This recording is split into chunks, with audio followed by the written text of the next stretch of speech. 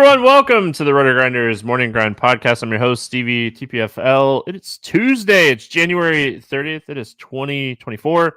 We have a 5-game NBA slate to talk about here on today's podcast. Joined today by my buddy, TastefulTides, Stevietpfl. What's happening, Tim?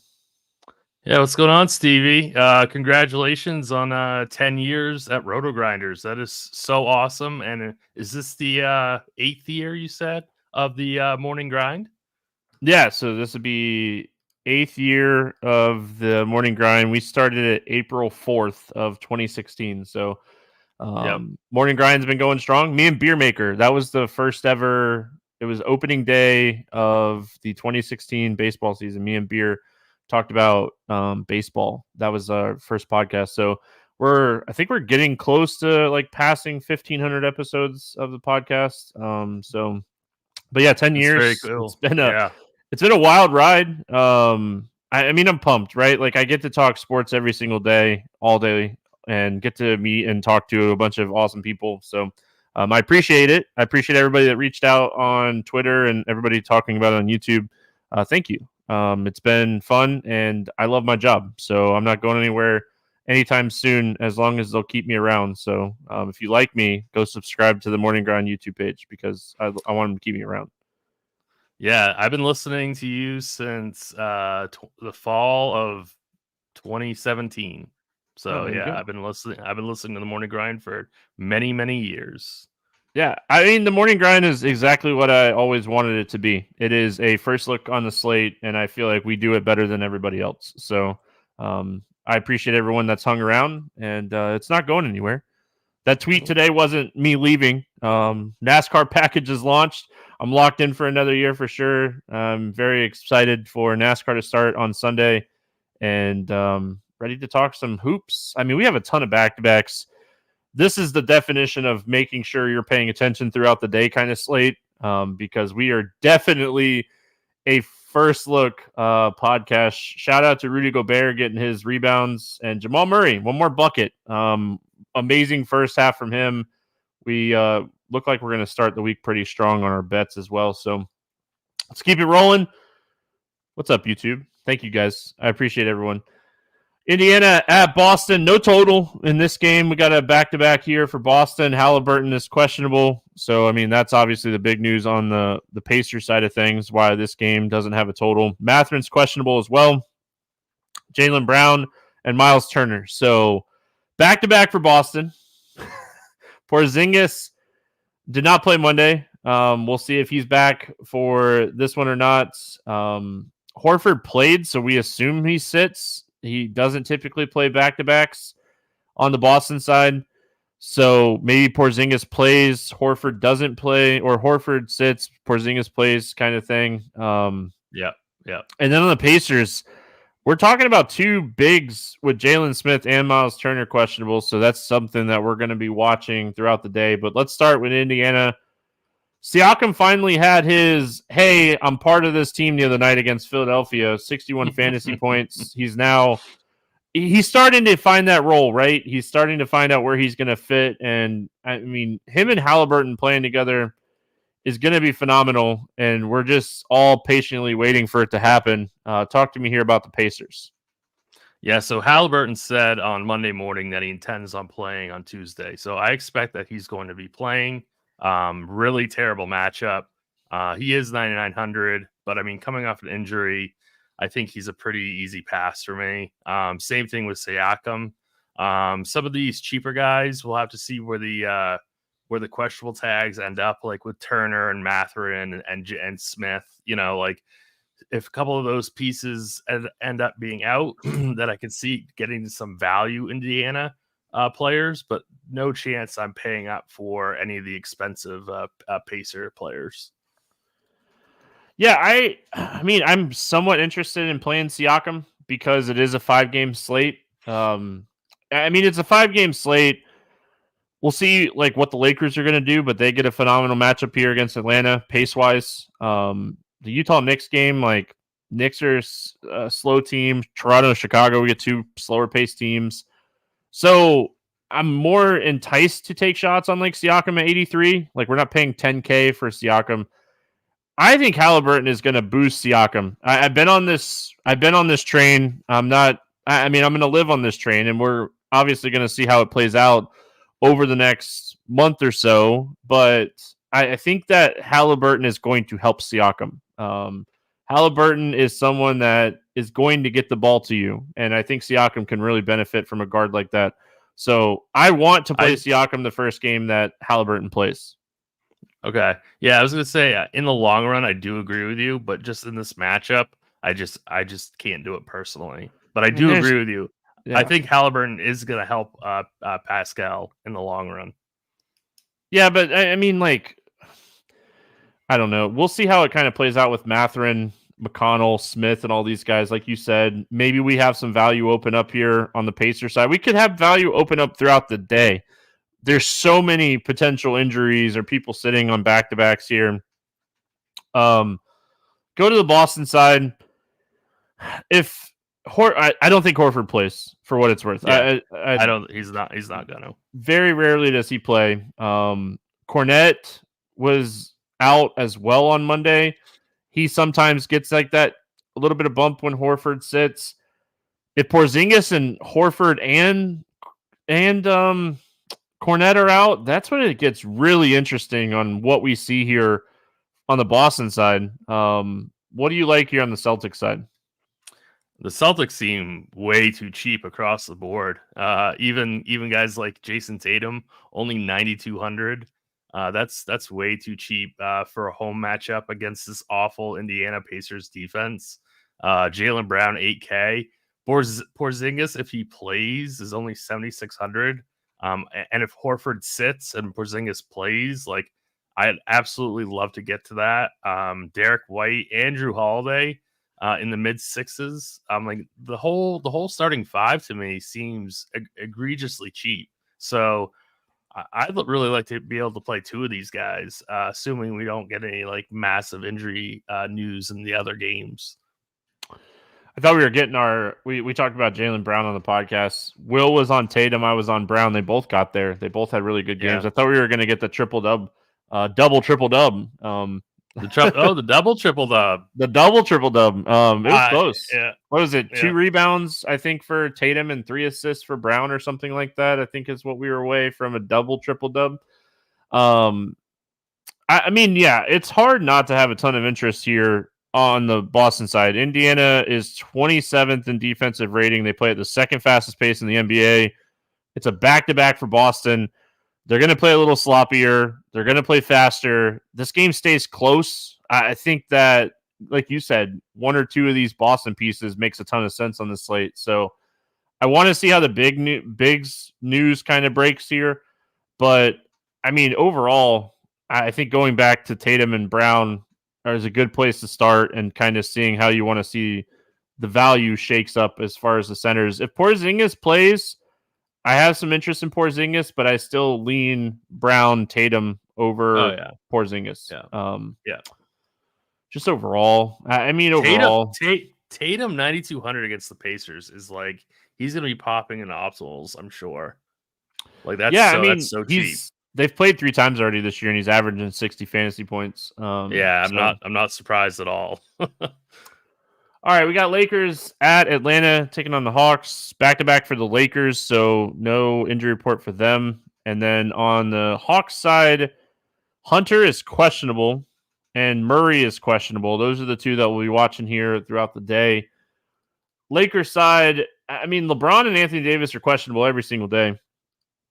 Yep. Maybe we get some rest here from LeBron or AD or both, because like we talked about on the podcast yesterday, we saw huge minutes for these guys against Golden State on Saturday.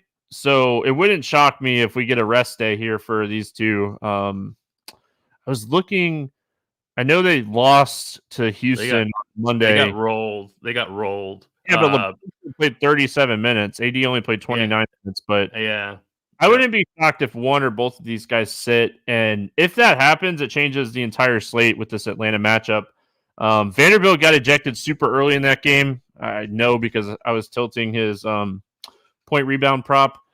I love going back to him here, assuming that he doesn't get suspended for getting ejected. But I like going back to him. They want to play him minutes. And then like if AD or LeBron is out, it's Russell and Reeves for sure. Yeah. Yeah, so I was expecting one of those guys to sit on Monday night, but they ended up both playing. So yeah, I'm sure they're both going to be questionable. Maybe one of them sits, maybe not, but at least we'll know at the beginning of the slate, right?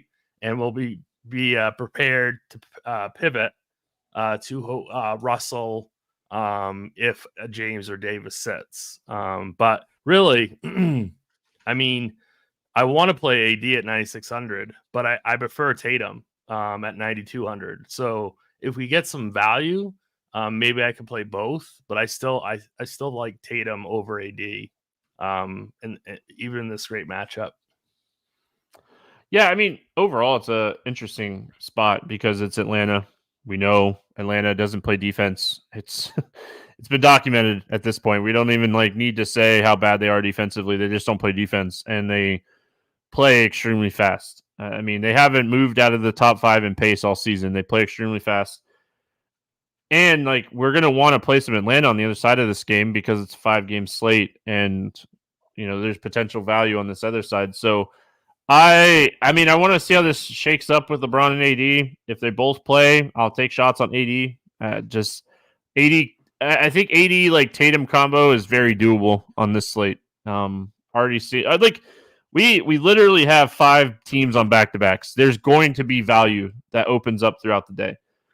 But yeah, I like Vanderbilt regardless. Yeah, I like Vanderbilt too. And 4 out of the 5 games are within 30 minutes of each other, so we shouldn't have any kind of issue getting news. So we can make pivots. No issues unless Embiid and Max are questionable to start the day. Well, yeah, that's the late game though. That's the weird part of the slate. That's going to be the difficult part. Is that game? All right, let's talk about Atlanta on the other side. DeJounte Murray news matters a lot here. We know that when DeJounte's off the floor, Trae Young gets a boost. So I mean, if Murray sits, I definitely have interest in Trae Young. He always plays well against the Lakers, too. We saw a big game the other night from Jalen Johnson. I think his price is very acceptable. Bojan, he's kind of still underpriced. He's not going to get you 8, 9x games, but he consistently gets you 6, 7x. Sadiq Bey had a monster game the other night. I don't like playing Sadiq Bey just in general. He is not a guy that produces on a consistent basis. Capella's minutes are all over the place. So I think for me, if DeJounte sits, I think you could take some shots on Bey and Bojan. If DeJounte plays, it's still Young and Johnson for me. Yeah, I completely agree. The one player that I want to talk about is Capella. Shouldn't he have to play more minutes in this matchup? You would think so, but you would think, right? Just Okongwu. They will use Okongwu too. The most tilting thing is this combination of 2 guys. I know. It just feels like Capella's got to play 27, 28 minutes in this matchup. And if he does, he should absolutely smash that $5,800 price tag. But I guess I know it's not a guarantee, but I think it's a good risk take in tournaments. Yeah, I do too. I do too. Yeah. And I love the Jalen Johnson call. I love how he plays. I think he'd be a great play if Murray sits. And Bogdanovich, obviously. If Capella played 30 minutes a night, he'd be one of the guys we'd use on a consistent basis because his upside is 15-20. He can have 15-20 games. Right. But yeah, it's just so tilting because I mean, and like I said, in large field tournaments, Capella is a guy you are willing to take that shot on because he does have that 15-20 ability. He can get 2 to 5 blocks in a good game. So I think he's a good call for large field tournaments, but trying to guess his minutes, not in that business. If Okongwu somehow gets ruled out, Capella's the best play on the slate. Yeah. All right, we got Jazz and Knicks, both teams on a back-to-back, so we won't have injury report here. We do know Julius Randle is going to miss multiple weeks, so we know he's going to miss this game. OG ended up not playing on Monday. That news kind of came out throughout the day out of nowhere, really. So we'll see if he's back or not. Let's go Utah first here. Any interest in the Jazz? Yeah, I mean, they got rolled by Brooklyn pretty bad. So they didn't actually play like their full minutes. Definitely They got rolled by Ben Simmons. Didn't see that one coming. Yeah, I mean, I think they got rolled by a couple different guys, but yeah, Simmons did do well, for sure. Bridges had a big game too, didn't he? We just got an alert saying LeBron is uncertain for Tuesday, just so we all Both know. of them are, yeah. Yeah. So yeah. I mean, I'm always in favor of playing Colin Sexton. He's very inconsistent, but I think his role and minutes are solid. He can absolutely crush a 6.8K price tag. So I really like Sexton. Clarkson is always good for GPPs. Fontecchio for value, I think, is interesting. Olynyk is interesting as well.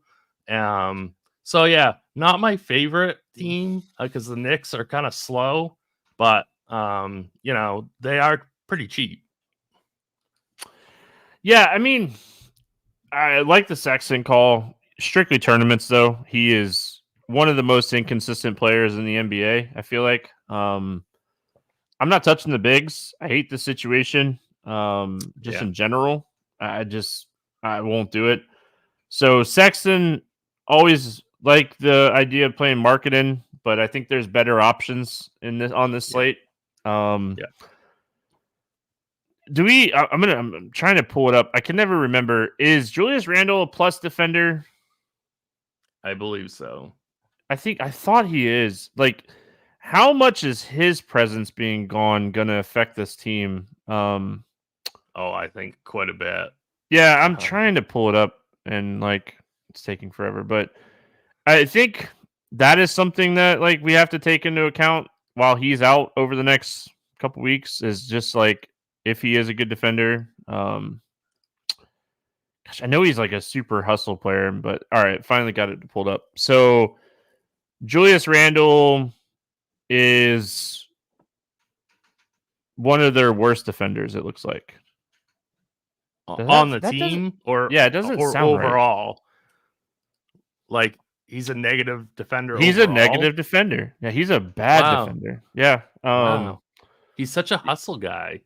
Yeah, I would have been wrong. No, he's actually, him being out might be an upgrade to the defense, because Precious is actually one of their better defenders, and I know Precious got a lot of the run. He got a ton of run.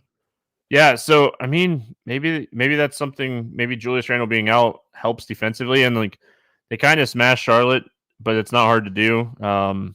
No, but yeah, I mean, overall, I think for me on Utah, it would be taking some shots on Sexton, Marketing.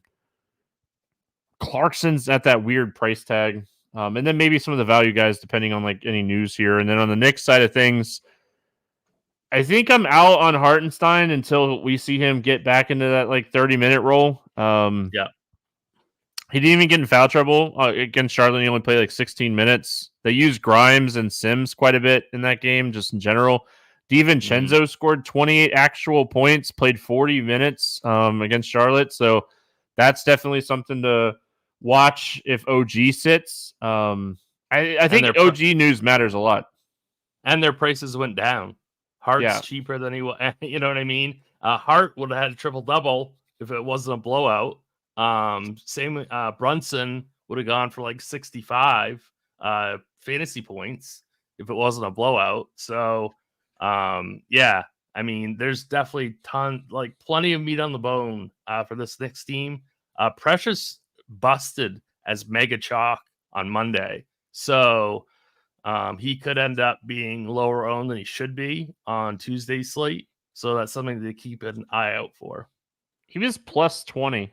He didn't have a bad game. He just didn't perform fantasy-wise. Fantasy-wise, he was awful. Yeah, we saw Josh Hart rebound. His rebounding rate was really high in that Charlotte game. We talked about that on the podcast, how that could potentially be a thing on yesterday's podcast. Josh Hart almost had a poor man's triple-double. He had 12, 7, and 8. So Ben Simmons almost had a poor man's triple-double too. I think he was a couple assists or rebounds away. But for me on New York, if OG sits, it definitely opens up some value here. I don't mind Josh Hart in that scenario.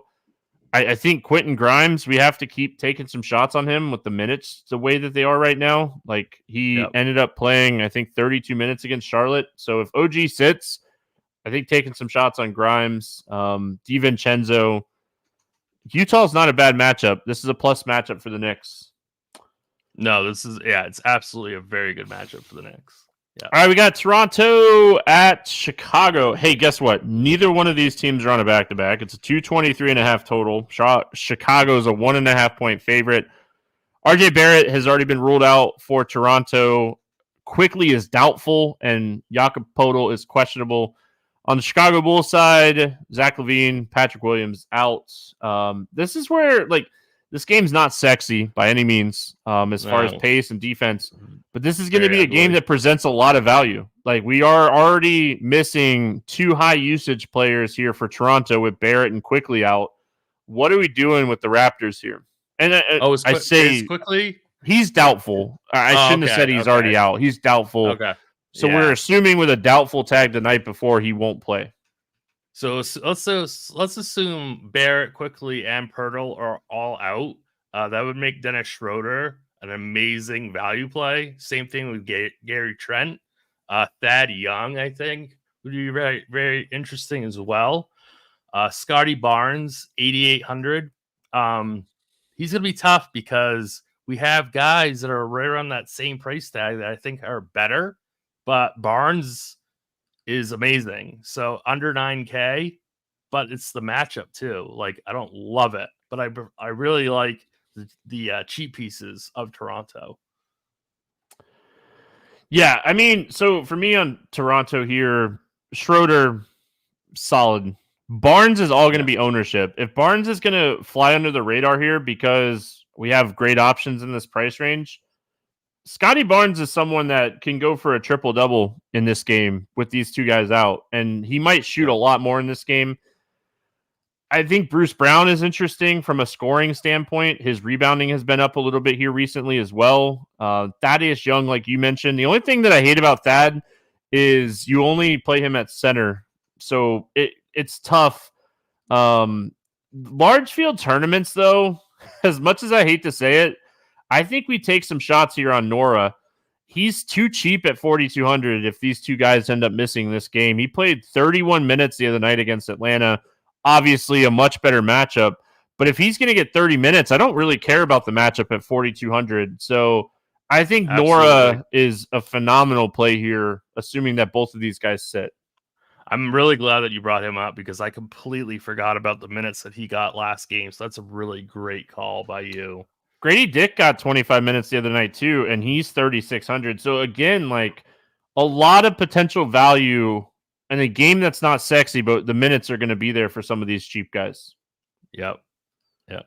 Chicago side of this one, my boy Yeezy in chat already on it. AU 4,800, 3 straight games now with 30 plus minutes, 4 of his last 5. Double-digit shot attempts in 4 straight games. I mean, Toronto's going to be a little shorthanded here. Could Chicago maybe get ahead in this game and blow them out a little bit? I think that's an angle to potentially take. But AU, I like him a lot at 4,800. I had him written down. I think Vooch, like thinking about the pieces that are missing here for Toronto, I think Vooch could be in for a good game here. Kind of like this, like, not necessarily expensive center, but when we're looking at the slate, kind of on the high end of centers, I think Vooch kind of goes a little overlooked on this slate too. I think he goes overlooked, and I think Kobe White will go overlooked as well at 7,300. I really like him. They play him a ton of minutes. Toronto, since they made this trade, they're like one of the worst defensive teams in basketball. So it's like definitely get to some Chicago if you can. I really like Kobe White. He's too cheap. Yeah, I don't mind Kobe White. I don't mind Vooch. My least favorite is probably DeRozan. And I know like DeRozan has that like 50-point upside, but DeRozan's, I mean, maybe playing Toronto, maybe there's a little bit of, revenge. I don't know. What was that's that, like a long revenge. That was a long time ago, man. That was a long time ago. So yeah, I think overall here for me, prioritizing AU because we're gonna need some value, right? We're gonna need some value. I like it. Derek in chat says friends don't let friends play DDR. That goes back to old morning grind. We were talking about how old the morning grind is. That goes back to old morning grind. That's a good one there. Yeah. But yeah, I think there's a lot of value in this game. It definitely is one of those games you can circle to use a lot of value. I know it's not a sexy game, but we'll see how it kind of plays out. But let's go to the last game of the night. We got Philadelphia at Golden State. No total in this game. Back-to-back for Philly. I mean, front end sit here for Embiid, and Maxey got ruled out. He's been dealing with like an ankle sprain. Embiid's dealing with like knee. Do you think overall? Do you think it's just the front end set for Embiid? I don't know, because like he's getting close to that limit where he can't win MVP, right? Yeah, he's over it now. I don't know, but he's getting really close, and that's what I wanted to bring up. Like, I think he's really hurt, so I don't know if it's just a front end sit. Yeah, I don't think he can. I mean, I don't know where he's at with it, but I don't know if he sits. And like Philadelphia is still really good in the East, so like if he is hurt, they're okay. Right. And I don't even think like if he is eligible for MVP, I don't know if he even is going to win the MVP at this point with how many games he's missed. I think that they'll take that into account. So, I mean, it's tough to say what to expect here on the Philly side. That game just got, I mean, they're in the beginning of the second quarter. So it's tough to kind of talk about how it's going to play out. But I assume that Beverly, Reed, Harris, all going to play big minutes in that game. Back-to-back. We'll see what happens. Tobias has been sick. He's close, everyone in chat. We know he's close. I don't know. I think it's like 16 games. I don't know how many games he's missed. Love that rule, by the way. I think that rule is a good rule. I think that rule's awesome. Let's talk Philly first here. Impossible, but let's talk just scenarios of Embiid and Maxey sitting, one of them sitting, both of them playing. Let's just kind of talk it out here. Talk to me about the 76ers. Because, like, this is a 10 o'clock game. It's 2 hours in between the two gaps, and it's so important on if these guys sit or not. Because, I mean, at least, like, Reed is 5,700, so he's not, like, free price-wise. Right. Which is nice. And, like, even Pat Bev is 5,400, so he's not necessarily free anymore. But, I mean, you kind of like him a little bit here, right? Like if these guys are out, it's just impossible to know unless we get news early in the day. Yeah, I mean, if Embiid plays, I think I'm going to fade him. Like if I know he's playing, I think I'm going to fade him just because I kind of like that 9K range of players that we've talked about and a lot of that mid range that we've talked about. But he could go for like 90, so could be a bad fade, but I think I would fade him. If he sits and Maxey plays, I love Maxey. I love Tobias also if Embiid sits. I don't know, like if Maxey were to sit and Embiid were to play, I don't know who I would get to. Like I don't think I'd play Bev or Tobias or Oubre. I think I might just fade the whole side, to be honest with you.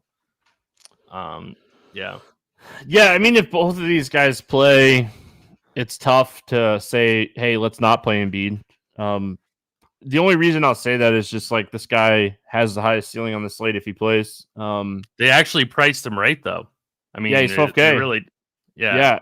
I mean, when you're looking at the slate, like he's the only person over 10K.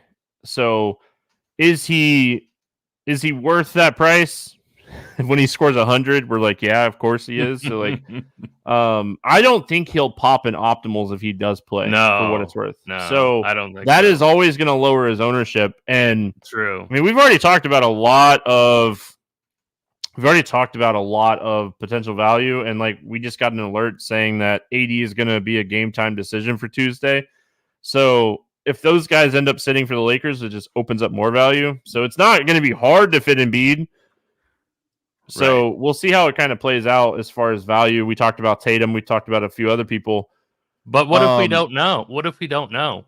That's where tournaments is fun. There's no pivots. There's no pivots. I mean, so say if you're going to play Embiid, he has to be in your utility spot, and you have to have at least 2 people from this game, in my opinion. Right. Because like you're not going to beat down to Curry, hoping that Curry has a monster game, and then you're upping somebody in your forward or guard spot, hoping that I mean, it's tough because who do you have in there? I mean, that's where that's why I don't really want to deal with it. You know what I mean? Like, unless I know, because I don't want to be dealing with 2v2s, in a sub optimal spot. Yeah, but a lot of people are going to be thinking that same thing, and like the edge might be there. Like if Embiid plays and he scores 80, and you don't have him, you're probably in trouble. I mean, it's a 5-game slate. I don't think many people on this slate have that ceiling. No, definitely not. If he gets 75, he's also 12K, and I get that too. Yeah, if he gets to 75, you're probably dead. The risk that pays off here is Embiid playing if you have him, right? If he sits, that's where you're probably behind. So, like, you have to have a strong feel of whether or not you think Embiid's going to play in this game and trust your gut. Or, like, any kind of news here. I don't know. He's... Gosh. It's tough. It's tough. And, like, I don't have a lean either way. Like, I think it's going to depend on, like, how the slate kind of shapes up, too. Because, like, if AD and LeBron sit, it just changes the slate so much. DeJounte sits, like, it just changes the slate. So I think you're going to have to kind of feel this one out.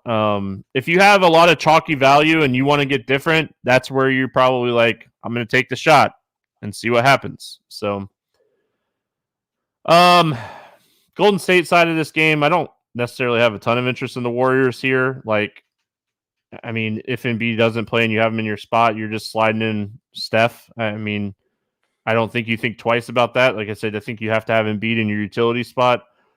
But outside of that, I mean, I don't necessarily have a ton of interest in Draymond. He got there against the Lakers the other night, but that game went into double overtime. So it's kind of tough that, like, we saw a lot of upside from those guys in that game just because it went to double overtime. The minutes were high. But I'm not seeking playing these guys. I mean, if anything, maybe if we don't get a ton of value, Kuminga and Wiggins, but that's about it for me. For me, it would be Draymond, and that's it. That's the only guy that I've interest in. Yeah, but I mean, so say you have Draymond in a center or power or a forward spot, you have a really bad play work out. Kuminga's the best pivot, right? Like if you think Draymond's going to have ownership, I think Kuminga is who you pivot to be different. So, yep, I agree with that completely. All right, let's play the morning grind game, and then we'll get out of here. Should be a fun one. If you can't sit on a computer from like 7 to 7:30, this is probably not the best slate to go heavy on. There's so much potential news with all these back-to-backs. So, favorite play under 5K to go 7X. Who do you got? Jordan Nwora. I knew you were going to say that guy. I knew it. I brought him up, and I was like, I'm just going to wait to talk about him in the morning grind game, but I brought him up. I'll go AU from Chicago. I don't know if he necessarily gets 7X, but I think he's a solid value play. Vanderbilt is another guy that I really like down here. Over 8K to go under 5X. Who's your bust today?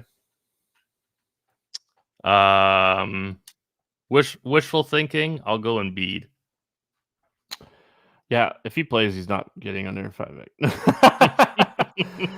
Give me Steph here at 9,100. Favorite 6X play today?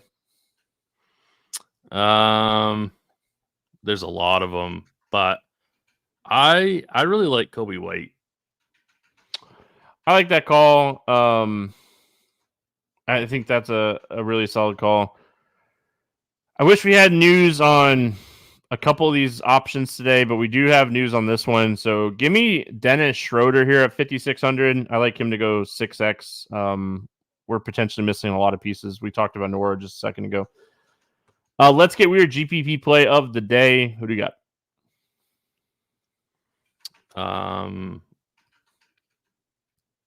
I'll go Capella.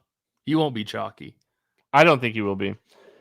I'm going to go Jalen Brunson. We've talked about some of these like top end options on this slate, and I think Jalen Brunson just goes overlooked. I mean, we got LeBron AD in this range if they play. We got Young in this range. We talked about Jason Tatum. We talked about Scotty Barnes. We talked about Siakam. I just think Brunson goes overlooked on the slate, and he has been shooting a ton. His usage is through the roof, and no Julius Randle. So ton of interest in Jalen Brunson here, and hopefully he goes overlooked. As far as the betting questions, we got nothing. There's no odds up that are going to jump off the page, and there's no props up whatsoever. So we're going to skip the betting questions today. Tim, any final thoughts before we get out of here? No, thanks again, Stevie. Always a pleasure. Man. Thanks for hanging out, and we'll see you again next month. I don't think, because there's only like 2 days left, but hope everyone has a fantastic Tuesday. We're back Wednesday talking hoops. Good luck, everyone. We'll see you then.